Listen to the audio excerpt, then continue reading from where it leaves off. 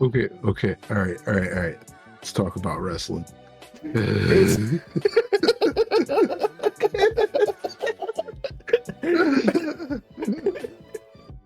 it's Wednesday night, and you know what that means. We are top rope tokes, and if the giggles didn't give it away, it goes with the name. It's Wednesday night.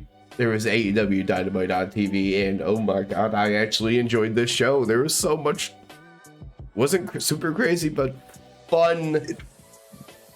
It was a way better show than expected. By the way, that guy is just saying, I'm Range Emotions. Click that like button, subscribe to us, check us out, talk about wrestling. We love wrestling. You love wrestling. Let's talk wrestling. Let's just talk wrestling. Yeah, there we go. Oh, jeez. Oh, shit. So, one of the biggest things going on right now, obviously since All Out, has been the return of MJF. We've been so hyped from it. I mean, it was kind of not hard not to be when we were in the crowd, and it was just, oh, so fun and so good. But neither one of them were in action tonight. We did have a couple promo bits with them. Kind of start off with MJF. We'll mention a match that was relatively brief, kind of in between, because it does have its relevance. And then we'll get to Mox's rebuttal. It does. No, the MJF video was just him like on a podcast or a show being like interviewed. It wasn't him at Dynamite or anything. It was him off doing like his own media stuff. Yeah, he I thought it was interesting that they went this route with an MJF interview, because they've done everything that they possibly can with MJF. So this was kind of different. I do feel like a little different. Like it opened up the idea of, like we said, he can't go total face. He has to maintain certain heel things. So for him not being on the show every week, but they give him a good reason, so it makes it easy to kind of still walk that tight line of heel face, because it says after the attack, doctors told him if he wants to be 110%, he should not be traveling to the shows and stuff. So he's going to kind of hang back because his focus is on Full Gear. Yeah. His focus is on Full Gear, and it's going to be one of the biggest matches in all of wrestling of all time. It's the beginning of a generational talent reign at the top.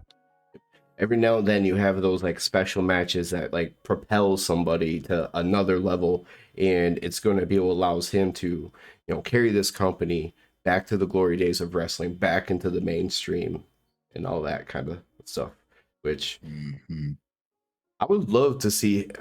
It'd be so interesting to try to see him go on like mainstream interview shows where he's just this total dick.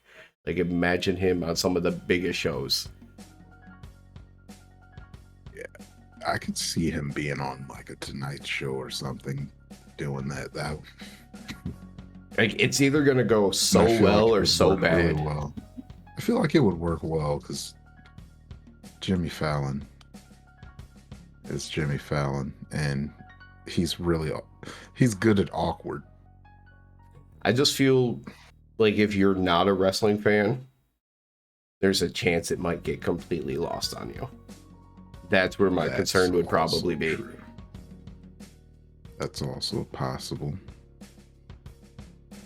I'm just gonna say that MJF probably, maybe, in my hopes, has what it takes to get that kind of crossover fame. I feel like he's probably got that kind of crossover thing that he can do. My whole question for him would be, like him no matter what. Well, if he's a total dick, is he gonna try to get play and airtime and exposure out of just being a dick and kind of rolling with that character? just to kind of create heat and get buzz, or would he actually be more friendly? Because from what he was saying, I could imagine him being like the old days of like, if you're a bad guy, you be a bad guy. Yeah. No. Because I'm not MJF, so I couldn't say, but me personally, if I got interviewed on like a Tonight Show or something, I'd want to just be regular me and just be like taking it all in like, hell yeah, I fucking made it. Oh, he'll be like that, but he'll be like condescending and all that other shit along the way. If you have it, there are a number of interviews out there that you can go watch with MJF doing like interviews outside of wrestling, but about wrestling, and total dick. Hell yeah. Hell yeah, MJF. Stick with your character. Now, he did end up, and this is where we talk about kind of towing the line. He did talk about how he respects Mox, because Mox isn't athletic. He should not be champion, but he worked his ass off so hard to get there. So he respects him for that aspect.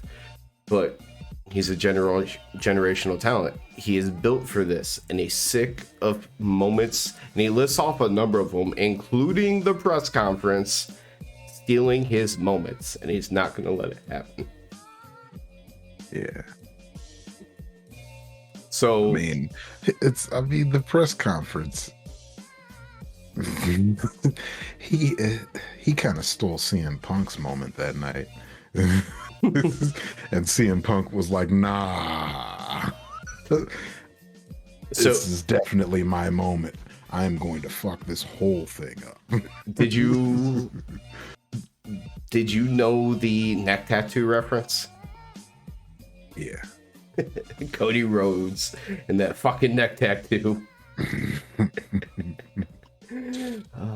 Yeah. Because, yeah, Cody Rhodes' neck tattoo gets me every time.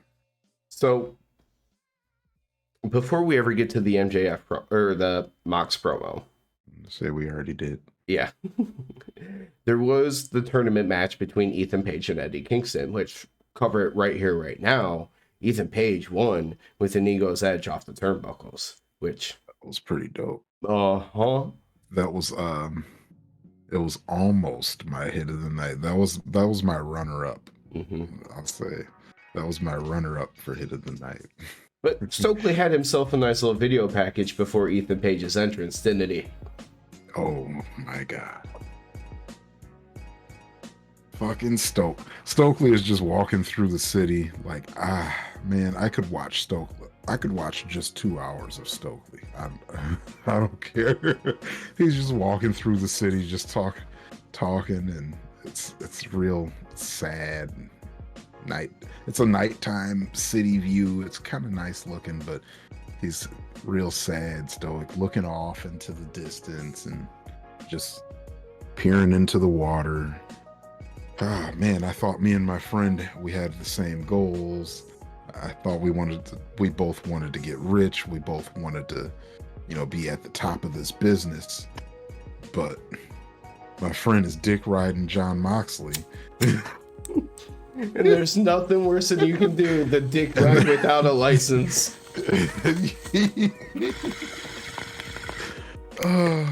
So he already got the graphic up for me because he knew. But my hit of the night is Stokely saying that MJF is dick riding John Moxley on TV. I never thought that I would hear dick riding on TV outside of Boondocks. And he doubled down on it so fast too.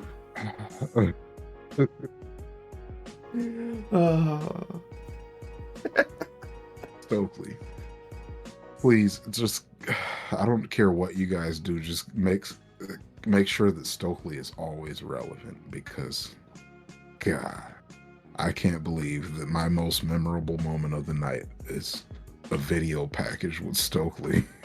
not announcing anything, not giving us any news or anything like that. Talking about dick riding.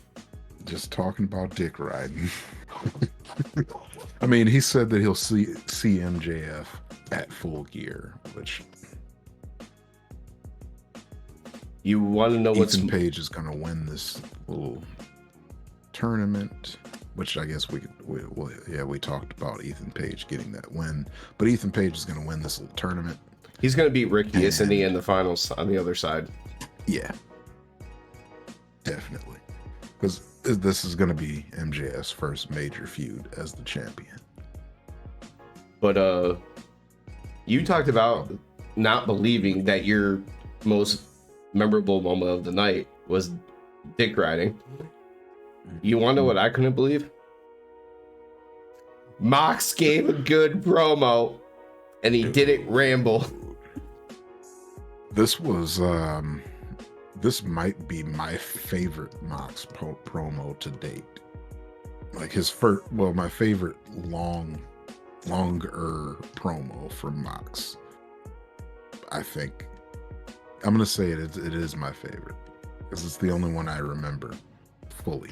Everything was pointed. I just watched it, but yes, he had an actual place where he was going the entire time, and he stayed on track. Oh, thank you. He got some quick hits in there. Like there was a couple good quips.